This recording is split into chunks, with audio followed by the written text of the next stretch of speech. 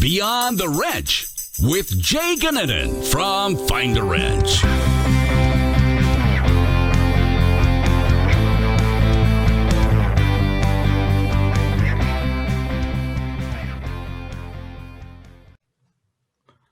Welcome to Beyond the Wrench. My name is Jay Goninen. Today I welcome Russell Hill from FixedOPS Marketing.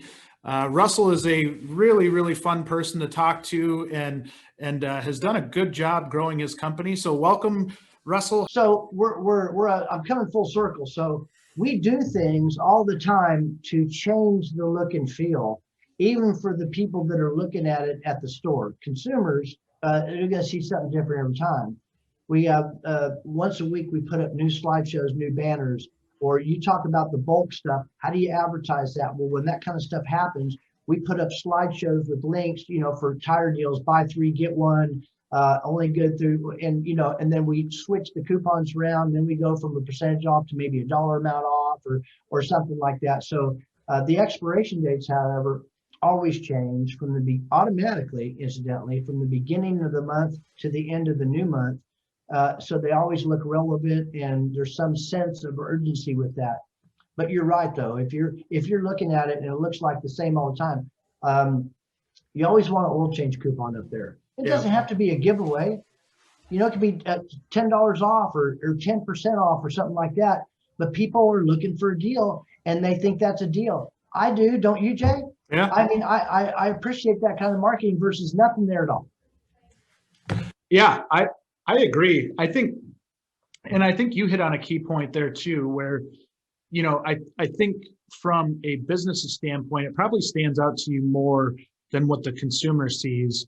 It would drive me nuts. And I'm just curious if other people have this, but we would do kind of our marketing calendar at the beginning of each year and lay out the specials for the whole year, because we had put a calendar out and we'd put the specials in the calendar, and it was a John Deere dealership, so people were crazy about that calendar, that they wanted that free calendar.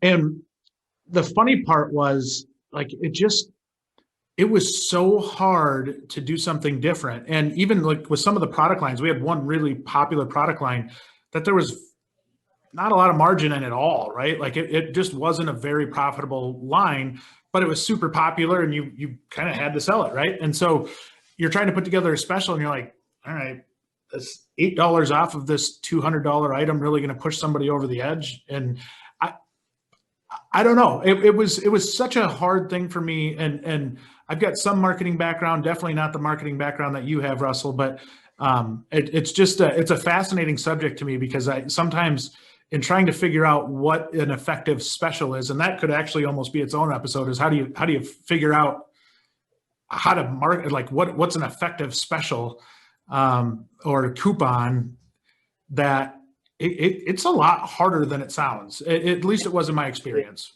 It is. And that's why if I had to sit down with somebody and you were the service director, Jay, and we sat down and said, okay, now let's, on the first page, I need 12 specials.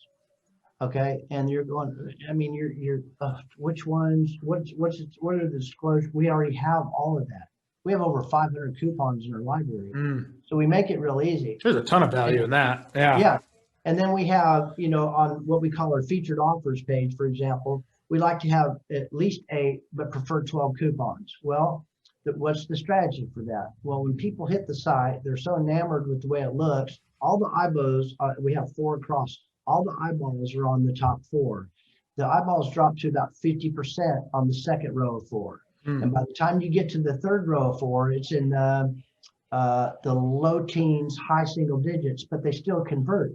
So placement of those coupons, the relevant ones that you want to push that month, is really important. And that's the kind of stuff that we strategize. And we don't say, hey, what do you want to do? We do it for you. You know what works. That's valuable.